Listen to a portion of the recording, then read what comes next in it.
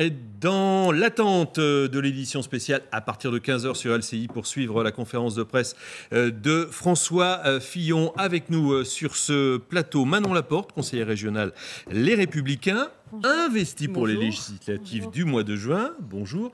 Et avocate, c'est important aujourd'hui. On verra pourquoi tout à l'heure, quand on parlera des révélations du monde. Arlette Chabot et également Emmanuel Rivière de l'Institut Cantar Public et Tugdual Denis de Valeurs Actuelles. Bonjour à vous quatre. Bonjour. Alors on sait, dans moins d'une heure, François Fillon prendra la parole à son QG où l'on va retrouver Camille Collin. Camille, cette conférence de presse a été préparée au millimètre. On connaît le positionnement du candidat de la droite. Oui, effectivement, une conférence de presse préparée au millimètre. Vous le disiez, tout l'objectif de cette conférence, nous explique-t-on, c'est de laisser la place à François Fillon pour se livrer. Voilà ce que l'on nous dit. La conférence de presse devrait se tenir une bonne heure. Il devrait prendre la parole en début de conférence de presse. Puis se tiendra une séance de questions-réponses devant les journalistes. Voilà pour le format. La décision de cette conférence de presse aurait été prise, selon un de ses proches, dès vendredi dernier, en fin de semaine. C'était très important de l'organiser en début de semaine, justement pour repartir sur de nouvelles bases. On a le sentiment que le candidat jette tout simplement ses dernières forces dans la bataille. C'est un mot qui revient ici. Ces équipes usent et réusent du vocabulaire guerrier. On nous parle de contre-attaque, on nous parle de riposte médiatique. Il faut frapper vite et fort, nous explique-t-on. Voilà pour la forme. On en sait très peu en revanche sur le fond. On attend des explications. Suspense, c'est dans un peu moins de 2 heures maintenant. Alors, Camille, ça c'est pour l'aspect communication, disons, mais on sait aussi que les députés rentrent de leur circonscription. Est-ce que ça change quelque chose dans l'équipe Fillon à cette heure ? Oui, bien évidemment. La décision de tenir cette conférence de presse lundi tient certainement à cela aussi. C'est que les députés étaient en circonscription. Vous le disiez, que les retours ne sont pas bons, vous l'imaginez, et qu'il faut les rassurer, leur expliquer aussi, resserrer les rangs certainement. Alors François Fillon va tenir un comité de campagne, une formule un peu plus élargie que ce qu'il a l'habitude de faire, nous dit-on, dès la fin d'après-midi, après la conférence de presse. Rendez-vous est donné à 18h30 et puis il s'exprimera de nouveau devant les parlementaires demain matin, tout cela pour relancer la semaine et surtout pour être omniprésent. Voilà ce que l'on nous dit, voilà sa volonté pour cette semaine.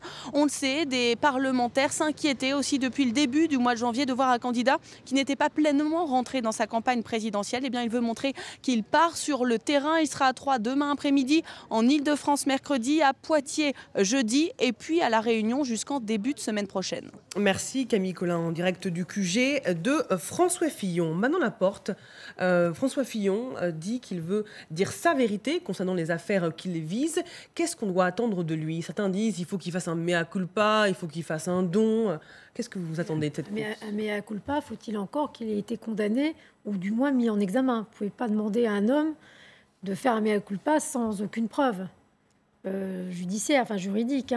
Donc, je ne connais pas le contenu de la conférence de presse. Je la regarderai en même temps que vous. Mais a priori, il devrait se justifier, mais pas s'excuser. Il ne doit pas s'excuser, il doit justifier, expliquer de façon pédagogique aux Français, aux parlementaires, les faits et réellement les faits, et éviter que toutes ces instances médiatiques se chargent de la réalité des faits, si je puis dire. Alors ça, c'est l'aspect politique.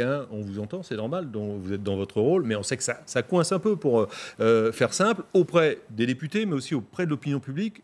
Tour de table rapide, peut-il renouer cet après-midi à 17h à l'issue de cette conférence de presse avec les Français ? Et à quelles conditions d'ailleurs ? Je dirais que c'est une opération Canadair. Vous savez, il y a un petit feu qui est parti il y a presque 15 jours. Alors il est arrivé avec quelques seaux d'eau au journal de TF1. François Fillon, il a pensé qu'au fond, ça se calmerait assez vite. On voit bien qu'évidemment, ça ne s'est pas calmé. En plus, ses explications étaient imprécises. Chaque fois qu'il a essayé d'aller un peu plus loin, encore une fois, dans la précision, justement, il a été imprécis. Donc, au fond, ça a monté. Donc, c'est l'incendie, effectivement, qui s'est propagé d'abord à l'intérieur de son camp, chez les Républicains, panique. Donc, maintenant, il faut vraiment qu'il y ait des trompes d'eau pour qu'il essaye, effectivement, d'éteindre l'incendie. Et s'il n'y a pas de mea culpa, parce que il faut au moins que François Fillon donne quand même à comprendre qu'il a sous-estimé effectivement cet impact. Il était souvent effectivement dans le déni depuis le début. J'ai rien commis d'illégal, dit-il, donc terminé. En fait, non, il a sous-estimé l'impact, il a sous-estimé l'effet produit par ce qui a été divulgué. Les Français sont choqués à la fois par ces pratiques et par ces sommes. Donc, il doit au moins reconnaître qu'il a sous-estimé l'impact de cette affaire. Tu dois, Denis ? Oui, en fait, je ne suis pas du tout d'accord avec vous, Madame Laporte. La question n'est pas de savoir si la procédure juridique est allée à son terme ou pas. Les dégâts dans l'opinion sont déjà causés. Et d'ailleurs, une partie de son entourage a déjà acté l'idée, comme le souligne Arlette, qu'effectivement, il y aura cet après-midi, non pas des excuses, mais peut-être un mea culpa, ou en tout cas le début de reconnaissance qu'il a outrepassé son rôle d'homme politique propre en utilisant des montants qui choquent les Français, parce qu'au-delà du fait d'avoir embauché sa femme, il l'a embauché à des montants qui choquent tout le monde. Après, le choix de la conférence de presse, est-ce que ça suffira? C'est pas du tout sûr. Et puis, il y a les révélations du Monde dont on parlera tout à l'heure. En revanche, c'est un choix à la fois bizarre, parce que d'aller à une conférence de presse, c'est s'exposer à la meute, pour le coup. Et en plus, il y a une espèce de brouhaha. Il y a des gens qui vont leur poser 50 fois la même question, d'une manière différente, etc. Ça va pas du tout être un exercice agréable. En revanche, pour avoir passé la matinée dans le bureau d'un de ses lieutenants, il m'expliquait que ça avait été le choix de François Fillon, parce que, justement, c'est l'exercice le plus dangereux. C'est un face-à-face. Il veut se retrouver, lui, seul, face à ses détracteurs. Il veut aller au bout du jeu, en fait. Voilà, ça passe ou ça casse. Et on verra bien s'il réussit cet exercice-là, mais c'est très, très, très périlleux. Mais ça passe ou ça casse. Autrement dit, il joue gros, quand même, François Fillon, cet après-midi. Incontestablement, il joue gros. Pas forcément l'enjeu de l'opinion et de ses électeurs, parce que finalement, l'exercice conférence de presse n'est pas un exercice très grand public. Ça, c'était la tentative de la semaine dernière au journal de TF1. Et là, je pense qu'il cherche à répondre au plus grand danger immédiat pour François Fillon, qui est le découragement, voire le délitement d'une partie de son entourage.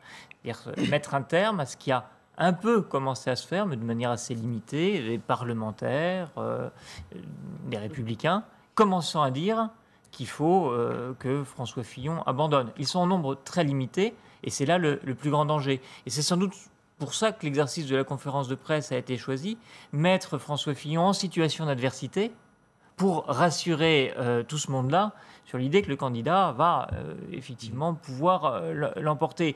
L'impact immédiat sur l'opinion, je pense qu'il ne peut pas trouver à travers une conférence de presse, sauf effectivement introduire un élément nouveau dans le récit qui permettrait de changer cette donne où, là, effectivement, c'est assez dévastateur de se dire que dans une campagne qui est très, très ouverte, François Fillon n'est entendu que sur cette affaire. Mais Emmanuel, est-ce que les dégâts dans l'opinion sont si graves que ça quand on voit que parmi les sympathisants, les Républicains, la majorité souhaite qu'il maintienne sa candidature? Effectivement, ça fait partie des éléments du problème. Il y a, y compris dans notre baromètre Figaro Magazine publié jeudi dernier, encore les 2/3 des sympathisants républicains, la même chose que dans l'enquête que vous mentionnez, qui soutiennent François Fillon. Et de ce point de vue-là, il reste le mieux placé parmi les sympathisants républicains. Donc il y a un noyau dur qui tient. Le problème, c'est que les partis politiques, les deux grands partis politiques, le Parti socialiste, les Républicains, comptent aujourd'hui sur des soutiens un peu rétrécis dans le paysage politique bouleversé. Et qu'il y a des électeurs de François Fillon qui aujourd'hui nous disent mon choix serait plutôt Fillon, qui regardent ce qui se passe du côté d'Emmanuel Macron, ce qui se passe du côté de Marine Le Pen. Et c'est ça le danger, en fait, c'est que ce socle, il n'est pas suffisant pour passer au second tour aujourd'hui. C'est ça le grand paradoxe, c'est que finalement cette affaire a eu cet impact-là. C'est qu'elle fait passer François Fillon dans la zone rouge de l'incertitude sur sa qualification au second tour. Alors, dans cette étude publiée dans le JDD hier, il y a effectivement, on retrouve le même chiffre, 2/3 du socle électoral des Républicains qui le soutiennent, et puis un autre chiffre, il y a 2/3 des Français qui estiment que de toute façon, il sera candidat. Donc, à la limite, on peut faire un peu de politique fiction, on se met dans la tête de François Fillon. J'ai 2/3 de mon électorat et j'ai 2/3 des Français qui pensent que je suis candidat. Donc, je continue, voilà. C'est ça, je continue. Il n'a surtout rien à se reprocher, peut-être. Ouais. En tout cas, c'est pas le tempérament non plus de François Fillon de se retirer. On a bien compris que c'est pas du genre à flancher. D'abord, il est orgueilleux et en plus, il a envie de se battre jusqu'au bout. Et c'est vrai que le sondage publié par le JDD lui donnait effectivement des arguments pour continuer.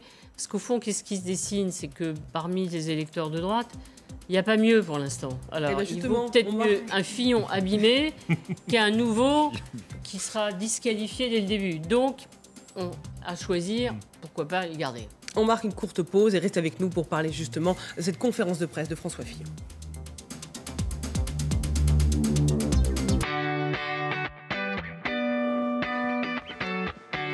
Pour avancer dans sa vie professionnelle, Hélène a besoin de se former ou de se reconvertir. Pour cela, Hélène va utiliser son compte personnel d'activité. Oui, avec mon compte personnel d'activité, je cumule des droits à la formation et j'ai accès à des services gratuits pour évoluer professionnellement. Et il m'aidera à chaque étape de ma carrière. moncompteactivité.gouv.fr pour avancer dans ma vie professionnelle.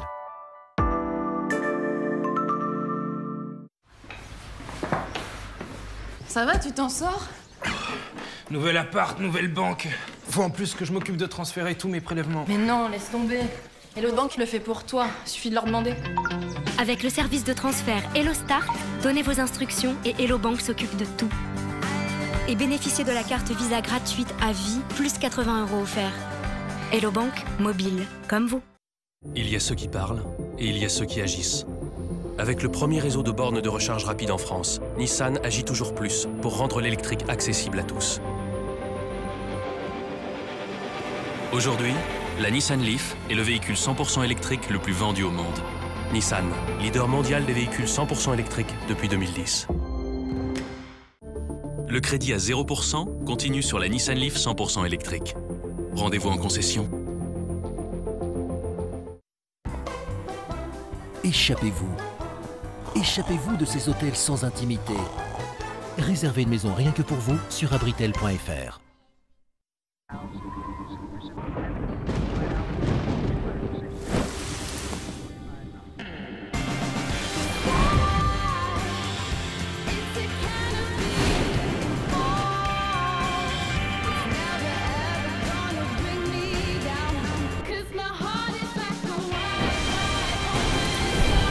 En ce moment, le SUV Peugeot 2008 Allure est à 169 € par mois, avec 3 ans d'entretien offert. Si vous cassez, alors réparez. Si vous... Oups! Alors réparez. Si vous cognez, si vous lâchez, alors réparez. Propre, précis, facile à doser, élu produit de l'année, Super Glue 3 Perfect Pen de Loctite.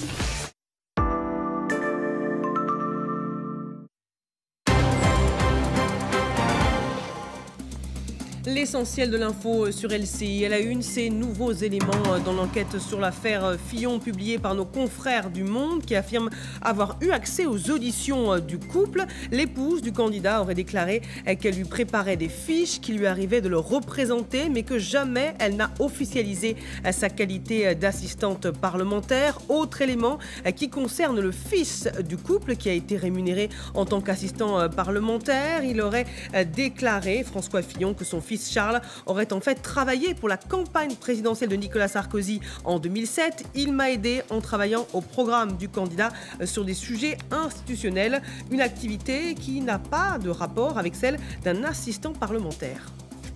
Le fait que M. Fillon lui-même dise que son fils, de la première partie de l'année 2007, alors qu'il était payé sur les fonds publics du Sénat, qu'il était censé s'occuper de la circonscription de la Creuse, préparer en fait des documents ou des éléments pour la campagne présidentielle de M. Sarkozy en 2007, c'est sûr que ce n'est pas le rôle, a priori, d'un attaché parlementaire. Donc ça évidemment, ça intéresse la justice.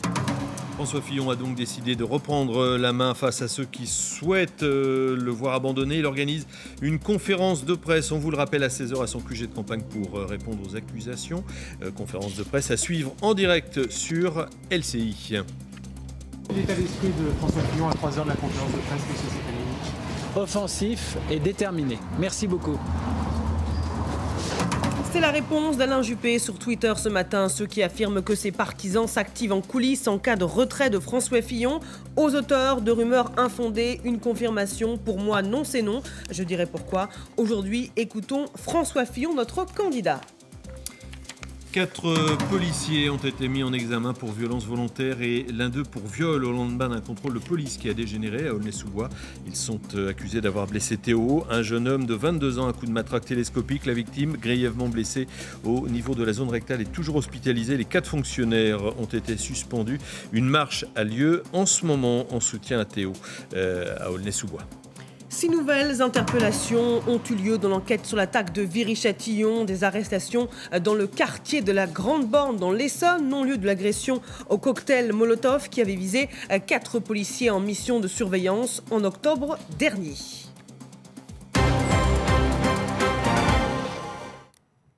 Et donc, on poursuit notre débat à 1h30 de la conférence de presse que donnera François Fillon à 16h à son QG de campagne.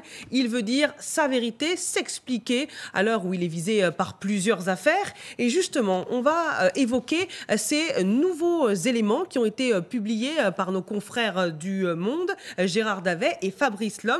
Ils disent avoir eu accès aux auditions du couple Fillon.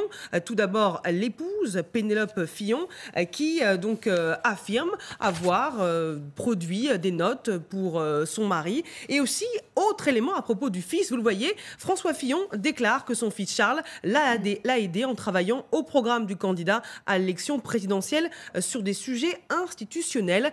C'était la campagne de Nicolas Sarkozy, Arlette Chabot, ou peut-être Manon Laporte qui voulait réagir. Oui, vous êtes avocate, c'est quand même... Oui, déjà, je trouve ça curieux qu'il y ait des éléments donnés par la presse, parce que moi-même, quand je demande des éléments au parquet sur un dossier, on me dit, mais attendez, ça ne regarde que le parquet, vous n'avez pas le droit à avoir des éléments. Alors, moi, je me pose la question, comment ces journalistes ont eu ces éléments? Et puis, j'ai l'impression que c'est toujours des éléments à charge. Alors, qu'ils laissent faire le parquet, le ministère public. Encore une fois, c'est au ministère public d'apporter la preuve de la culpabilité de François Fillon, ne vous en déplaise, et ce n'est pas à lui de rapporter la preuve de son innocence. Donc, il y a des éléments à charge et à décharge qui seront examinés par un juge d'instruction s'il est désigné. Et je pense qu'il ne faut pas le condamner avant même qu'il soit coupable. Est-ce que vous pouvez répondre à notre question? Les avocats n'ont pas accès au dossier. Donc, il n'y a que 2 possibilités, c'est très clair. C'est soit la police, soit le parquet qui fait fuiter. Est-ce que vous avez une idée? Non, je n'ai pas d'idée. C'est au moins une des 2 sources qui fuite. Je pense que c'est le parquet qui doit fuiter, mais sans aucune certitude. Ce qui est sûr, c'est que dans le camp de François Fillon, on pointe du doigt que le parquet national financier est dirigé par une femme qui est elle-même proche de Jean-Louis Nadal et qui lui-même est un magistrat à la tête de la haute autorité de la transparence de la vie publique et proche de François Hollande, soutien officiel et déclaré de François Hollande durant sa campagne, et que ça, c'est pointé du doigt, bien évidemment, par les proches de François Fillon. Après, madame, je suis désolé de m'acharner un petit peu, mais effectivement, vous pouvez pas... C'est très étonnant que les PV sortent comme ça dans la presse. Maintenant, il faut quand même répondre sur le fond. Madame Fillon était donc assistante parlementaire de François Fillon. Elle dit qu'elle a produit des notes. Pourquoi ne sont-ils pas capables, depuis 15 jours, de faire remonter ces notes, de montrer des éléments probants à la justice? Quand on voit Maître Lévy, l'avocat de François Fillon, arriver au parquet national financier avec son petit sac à dos, pourquoi dans ce petit sac à dos n'y a-t-il pas une somme d'éléments tangibles qui pourrait disculper? Non, mais vous êtes de son camp, donc essayez peut-être de le défendre quand même. Non, mais je le défends tout à fait. Et donc, il devrait y avoir des éléments probants apportés à la justice. Et vous ne savez pas si les magistrats... Et vous ne savez pas si les magistrats ont des éléments à décharge ou non que des éléments à charge. Non, mais moi je pense que de toute façon, dans son petit sac à dos, il y avait peut-être d'autres éléments un travail très dont le parquet ne laisse pas fuiter. Bien évidemment, il n'y a pas on ne retrouvera jamais 250 mails ou un discours écrit par Pénélope Fillon. En revanche, maintenant, ce qu'il faut que François Fillon fasse, c'est d'arrêter d'attaquer les journalistes sur la forme ou la justice et de dire, bon, effectivement, voilà, moi, ma femme, elle a travaillé avec moi de manière comme ça un peu impalpable. Maintenant, je m'excuse, je suis désolé, effectivement, si ça peut choquer. D'ailleurs, j'ai arrêté cette pratique en 2013, conscient que l'opinion ne pouvait plus accepter ça, mais il faut arrêter de... Il a arrêté parce qu'il y a eu l'affaire Cahuzac, et après l'affaire Cahuzac, il y a eu une loi qui a justement encadré ce type de... Parce que je pense votre contrôle, mais l'opinion n'est plus capable de comprendre ça, effectivement. On n'est plus autant des seigneurs où les femmes des seigneurs posez-vous la sont question, rétribuées. Pourquoi le Parti des Républicains, et c'est votre travail à ce moment-là, pourquoi le Parti des Républicains se retrouve en difficulté croissante depuis 15 jours? Il n'y a pas un petit problème? Pourquoi le Parti des Républicains se retrouve en difficulté? Parce qu'ils ont été incapables de faire le scanner M. Macron de François Fillon a-t-il dépensé 80% des 120 000 euros? Il a pu s'enfermer dans un bureau avec François Fillon en lui disant, François, tu vas être président, tu vas être candidat à l'élection présidentielle, il faut qu'on sache tout pour qu'on puisse déminer en matière de com s'il y a des failles dans ton dossier. C'est à deux vitesses. Vous ne condamnez pas Monsieur Macron, qui aurait dépensé aussi de l'argent de Bercy. C'est bien que M. Macron dépense 120 000 euros de frais de bouche, effectivement, pour faire des réunions d'En Marche. On ne vous a pas entendu. C'était de Bercy, j'ouvre une parenthèse, parce que là, on est dans le débat, mais peut-être que le téléspectateur ne sait pas de quoi on parle. Il y a un livre qui est sorti disant que M. Macron aurait, on va le mettre en conditionnel, utilisé les frais de bouche, comme l'on dit, du ministère de l'économie, de Bercy, pour faire favoriser son parti, son mouvement En Marche. Voilà, j'en ferme la parenthèse. Non, mais j'en ai pas entendu parler de votre part. Donc j'ai l'impression qu'il y a un acharnement, systématique contre le parti des Républicains. Et voilà, à un moment donné, on se dit, tiens, particulière, effectivement, pour François Fillon, mais c'est vrai qu'il y a une forme de tribunal de l'opinion qui n'a pas la même vocation que les tribunaux, qui voient le décalage entre une image perçue de François Fillon au moment de sa désignation, où l'honnêteté faisait partie des qualités éminentes de François Fillon, éminente au sens où ça le distinguait de la plupart de ses compétiteurs, d'une part, mais aussi globalement dans le paysage politique. Une enquête qu'on a faite pour le Cevipof qui montrait que sur les principaux candidats, c'était celui qui paraissait le plus être honnête. Et c'est vrai que cette qualité-là étant au cœur de la construction de son personnage, ce n'était pas sa seule qualité, mais le fait qu'elle soit déconstruite ou interrogée aujourd'hui a des effets qui sont plus impactants, ce qui peut expliquer aussi pourquoi ça devient à ce point important, cette question. Et le problème dans ces questions-là, c'est que il y aura une réponse sans doute judiciaire. Il y aura forcément aussi une trace laissée par tout cela, parce qu'il y a effectivement la matérialité du travail fourni, d'une part, il y a la question des sommes engagées, d'autre part, et on est toujours dans des difficultés quand, au cours d'une affaire, qui peut être ou non un scandale, mais qui en a la couleur, on découvre derrière une réalité qui n'est pas du tout limitée à François Fillon, la manière dont les parlementaires utilisent les moyens mis à leur disposition, y compris avec leur entourage, tout ça n'était pas très clair et très transparent. Et quand tout remonte à la surface d'un seul coup, un cas précis, en l'occurrence, est-ce que Mme Fillon et les enfants du couple ont travaillé pour de vrai? Et dans quelles conditions tout cela se passe? Dans quelles conditions on est rémunéré? On voit qu'il y a un nouveau décalage qui se fait. Entre d'un côté, les parlementaires qui pensent que ça, c'est une forme d'argent mis à leur disposition pour exercer leur travail, leur exercice politique, et beaucoup de Français qui se disent, mais tous ces gens-là sont payés avec de l'argent public, et c'est la gabegie. Et ça ne profite à personne. Mais justement, Manon Laporte, que répondez-vous pour rassurer les électeurs, les sympathisants qui sont un petit peu en déroute? Certains peuvent se dire, le candidat nous dit il faut serrer la ceinture, il faut réduire la dette, et lui, de son côté, il donne l'impression de profiter d'un système qu'il dénonce. Je ne pense pas qu'il profite d'un système jusqu'au jour d'aujourd'hui. Moi, je n'ai pas tous les éléments factuels. Je pense qu'il s'agit plutôt de morale que d'infractions commises. Oui, c'est sur le plan du principe de la morale. C'est sur le plan plutôt de la morale. Alors à ce moment-là, tous les parlementaires sont concernés. Donc il faut faire une loi, peut-être, qui encadre beaucoup plus. Oui, je suis d'accord avec vous. Chaque fois qu'il y a des inquiétudes, vous parliez de la loi sur la transparence et la haute autorité pour la transparence de la vie politique, c'est après l'affaire Cahuzac. Donc là, on se dit que de toute manière, puisqu'on est en train de réfléchir, quel que soit le sort de François Fillon, il faudra interdire sûrement que des parlementaires, ce qui se fait encore une fois, on le répète tous les jours, désormais au Parlement européen, puissent employer, utiliser, rémunérer quelqu'un de leur famille. C'est simple, parce qu'au fond, ils ont une enveloppe, les parlementaires, on dit c'est notre liberté, on travaille avec qui on veut. Alors après tout, il y a des commerçants qui travaillent avec leur épouse, il y a des avocats, mais là, c'est de l'argent public, c'est un problème. Donc quoi qu'il arrive, et il ne faudra pas juste se dire pendant la campagne, on va arrêter. Il faut que chaque candidat s'engage à dire ces pratiques seront désormais interdites. Je rappelais tout à l'heure, Manon Laporte, vous êtes conseillère régionale, vous êtes investie, les Républicains, pour les prochaines élections législatives. Oui. C'est une belle fonction, député. Donc vous avez besoin d'être rassuré, je pense, aujourd'hui. Qu'est-ce que vous attendez de François Fillon ? Est-ce qu'il peut se contenter de dire « j'ai pas compris au début qu'il y avait un décalage entre ce que ressentait l'opinion publique et ce que je disais, mais à culpa, c'est tout ». Il faut qu'il donne des signaux. Quels signaux vous souhaitez qu'il envoie ? Alors, d'une façon plus générale, pardon de revenir là-dessus, mais je pense que c'est le Parti des Républicains qui est attaqué dans son ensemble. Voilà. D'une façon générale, parce que depuis 15 jours, on n'entend parler que des Républicains. Mais vous, qu'est-ce que vous attendez ? Finalement, le programme, il est complètement effacé. Qu'attendent les élus, les Républicains, de François Fillon tout à l'heure ? Non, mais vous êtes au moins conseiller régional. Oui, je suis conseillère régionale. Moi, j'attendrai que la justice ait fini son travail Et donc, qui est dit effectivement, soit on renvoie à un juge d'instruction, soit on classe ensuite. Mais est-ce que vous l'avez le temps? Voilà. Bah, écoutez, au Conseil constitutionnel, on dépose des candidatures quand même dans, oui. je sais pas, quelques semaines maintenant. D'ici 24 mois, moi laissez-moi terminer. Ils attendront pas la fin de la procédure de justice. Laissez-moi terminer parce que finalement, on a fait des perquisitions chez lui, partout à l'Assemblée nationale. Finalement, ça avance extrêmement vite d'ailleurs. J'ai jamais vu une affaire aussi rapide. Moi, j'ai eu aussi des dossiers un peu compliqués, ça n'a jamais été aussi rapide. Donc, on peut espérer que finalement, le parquet se prononce assez rapidement. Et c'est ce que veut d'ailleurs François Fillon, puisque lui-même a déclaré, moi, si je suis mis en examen, je n'irai pas. Donc, mais là, on est plutôt sur un ralentissement de la procédure, comme vous avez dû le noter. A priori, on part plutôt sur début mars. Oui, mais début mars, on a jusqu'au 24 mars, me semble-t-il. On est à 70 jours de pour le moment, il n'a rien à se reprocher. Il n'a pas été condamné, il n'a pas été mis en examen. La présomption d'innocence vaut encore pour tout citoyen français, y compris les journalistes. Donc, si vous voulez, laissons faire la justice. Mais on sait bien que le temps politique, ce n'est pas le temps judiciaire. Est-ce qu'on peut mener une campagne sereinement? Je vous pose la question, parce qu'il y a des élus qui disent on a des remontées très négatives du terrain. On a des électeurs, des sympathisants qui viennent nous voir et ils sont très, très critiques. Donc, est-ce qu'on peut mener campagne sereinement quand on ne sait pas ce que la justice va décider d'ouvrir une information judiciaire, par exemple? Pour l'instant, les Français ont encore confiance, les électeurs ont encore confiance en François Fillon. Alors, je ne vous dis pas que c'est serein tous les jours.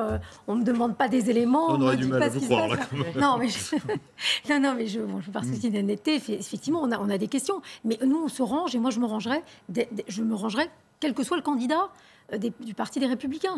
C'est vrai qu'il y a un temps perdu incroyable, parce qu'on a tous commenté pendant tout le week-end l'entrée en campagne réelle de Marine Le Pen, d'Emmanuel Macron, le meeting de Jean-Luc Mélenchon dédoublé, Benoît Hamon qui entre aussi en campagne. Et il y a une absence à droite. Et c'était pourtant François Fillon le favori même de cette campagne présidentielle. Absent ce week-end, en attendant qu'il imagine avec son camp, ses proches, la contre-attaque qu'on va entendre, écouter tout à l'heure. Donc il y a vraiment un problème quand même pour les Républicains.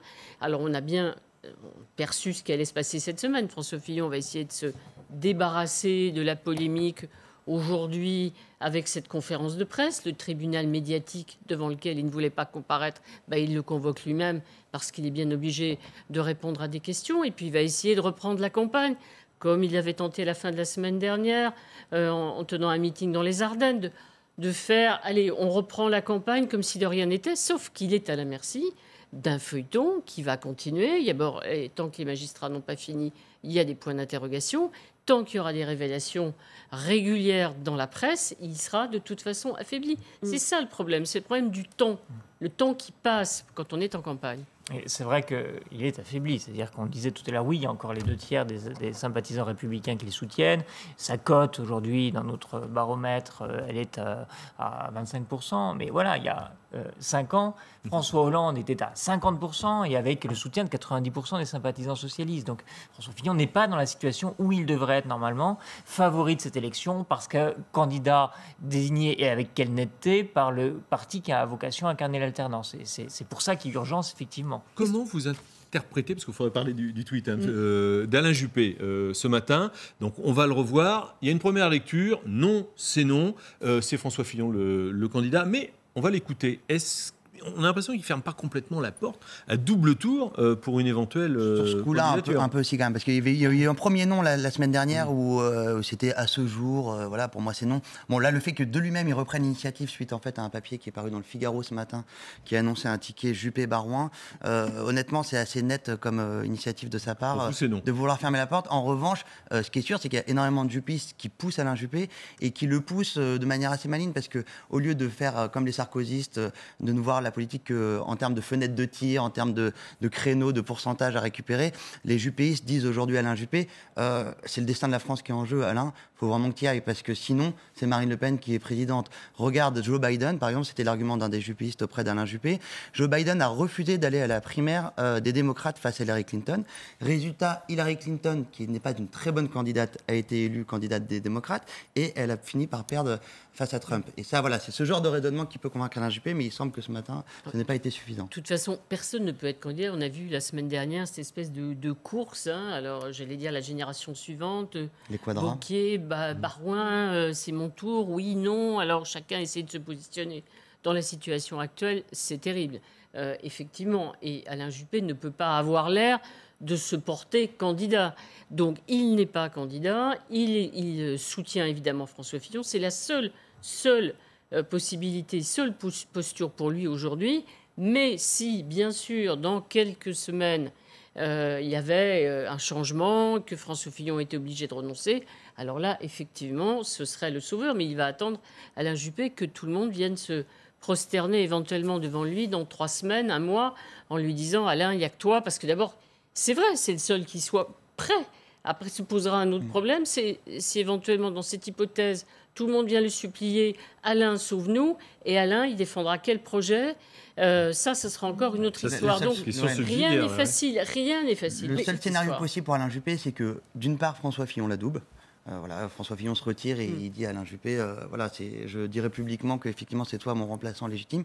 Et d'autre part, qu'il prenne évidemment une partie de l'équipe Fillon dans son cercle et qu'il ne fasse pas la campagne présidentielle avec la même équipe qu'il a fait la campagne de la primaire, qu'il prenne des poids lourds politiques d'une part, c'est-à-dire tous les plans B, Bruno Le Maire, François Baroin, Xavier Bertrand, Laurent Wauquiez, et d'autre part aussi qu'il soutienne la ligne politique défendue par François Fillon. C'est plus compliqué ça. Et ça c'est plus compliqué, mais c'est ça le vrai drame en fait de ces affaires Fillon. L'identité heureuse, par exemple, au-delà de se regarder cher. Les affaires judiciaires dont François Fillon n'arrive pas à se dépêtrer, ce qui est dramatique, c'est que c'est une ligne politique qui est en train de se perdre. Une ligne politique qui avait été adoubée par énormément de gens. Sur le temps qui s'écoule, on n'a pas le temps finalement de savoir ce que la justice va décider, parce qu'après il y aura le dépôt des candidatures à la présidentielle. Bien sûr que non. Ça, tous les électeurs ce week-end dans leur circonscription ont dit à leurs députés républicains, c'est maintenant que ça se joue, faut le débrancher pour certains, ou résolvez-nous le conflit dans les 72 heures. On n'a pas le temps d'attendre. Effectivement, c'est dans 70 jours l'élection présidentielle. Il y a Georges Fenech qui avait été le premier la semaine dernière à s'adresser à François Fillon en lui disant il va falloir penser à renoncer. Et il promettait une liste de parlementaires qu'il devait publier. Là, il n'a pas réussi. Il y a toujours. J'ai une petite info là-dessus. Allez-y, donnez-la nous, parce qu'il n'y a rien pour l'instant. Écoutez, il n'a pas réussi. Il a essayé, ça c'est sûr. Et il n'a pas réussi. Et les fillonistes ce matin s'en réjouissaient et s'appelaient les uns les autres pour se dire Fenech n'a pas réussi son coup. Ce qui conforte François Fillon. Oui. Dans son idée, dans sa volonté en tout cas. Les parlementaires le soutiennent. Pour 24 heures. Parlementaires le soutiennent. Pour 24 heures. Non, mais il y a une réunion demain avec les parlementaires, donc on verra bien effectivement. Ouais. Pour le moment, personne ne veut suivre Fenech parce que c'est un tireur un peu isolé pour le moment et que les autres sont plutôt légitimistes. Mais bon, si les révélations s'enchaînent et que demain la prestation de François Fillon face aux parlementaires ne se passe pas bien, là, il sera le temps d'en reparler. Manon Laporte, vous êtes sûr que les parlementaires le soutiennent tous ou qu'ils disent ça devant les caméras et qu'en fait en coulisses ils s'activent pour un plan B?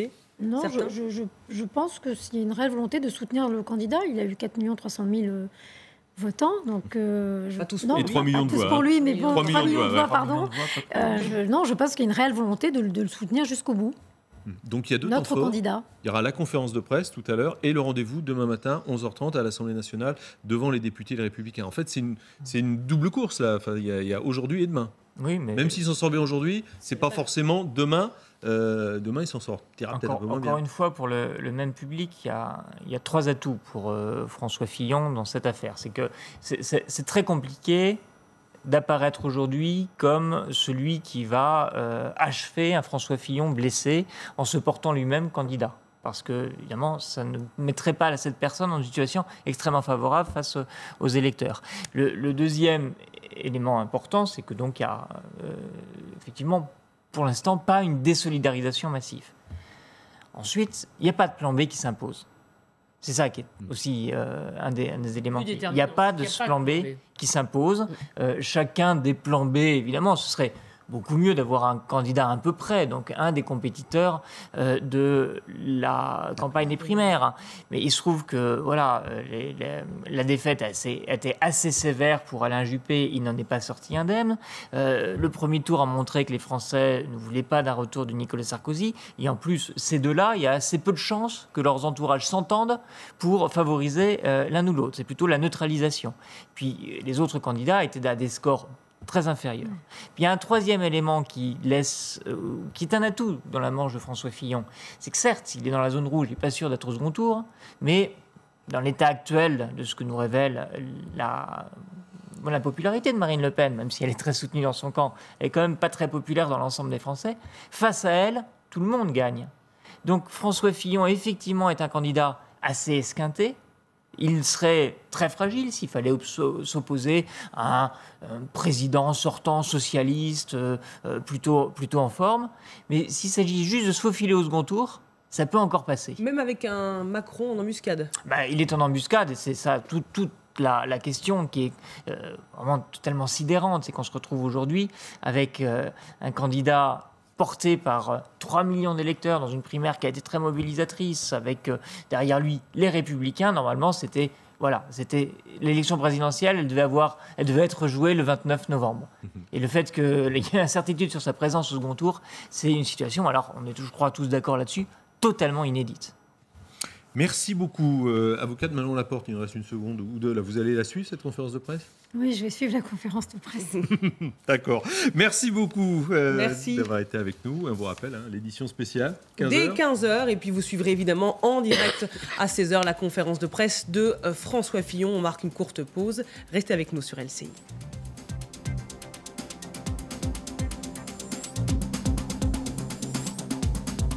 Bonjour.